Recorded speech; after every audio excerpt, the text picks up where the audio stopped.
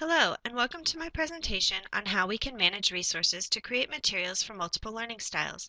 I've entitled it Innovation or Recreating the Wheel to provide a focus throughout the presentation. We could look at education as a single wheel that turns as a whole, or more like a gear that is powered by certain parts. As an e-learning manager, instructional designer, or professional development trainer, we currently address design through a few lenses. As a leader, we are responsible for selecting tools with which our students will interact, engage, and learn. This can be like herding cats.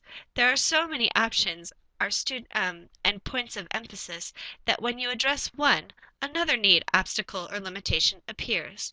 Throughout my experience as an educator, no matter the subject or level, method, curriculum, or tool, the same obstacles exist overall.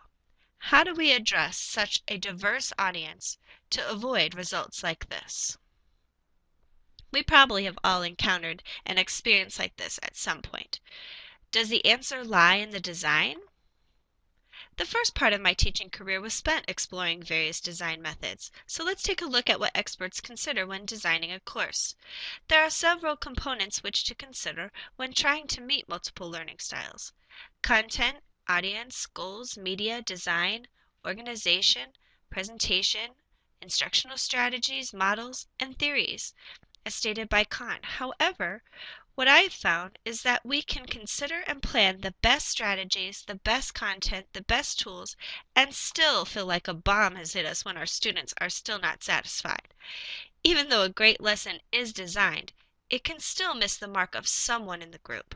So how can we reach such a diverse audience in an efficient way within the constraints of the environment?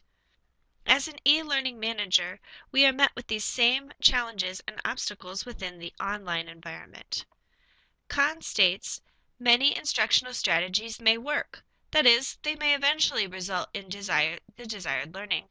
Our interest is in selecting optimal strategies, that is, strategies that work better than any others of which we are aware. To select methods, we must have some basis for selection.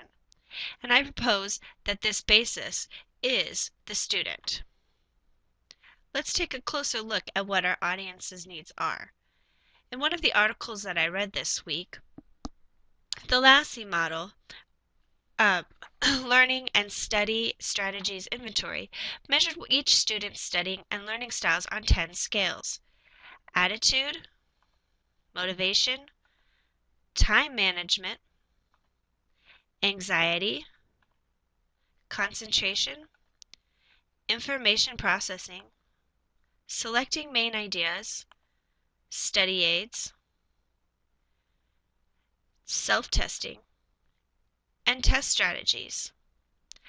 In the article Learning Styles and Asynchronous Learning, comparing the Lassie model to class performance, they measured how these skills compared to the success of the student in the course. Their results concluded that there was a correlation between these behaviors and success.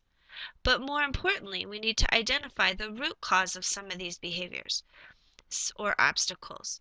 The solution is to engage the learner, and in order to do this, we must consider more than their attitude or motivation or skill level. It is about placing the sense of autonomy and responsibility in their hands. When we educate ourselves on what influences our students' ability, predisposition, preferences towards learning, we can empower them to identify their own strengths, address their weaknesses, so that they can expand their thinking and creative thinking, explore their new ideas, and to help support them to the next level. This brings us back full circle to the managing resources.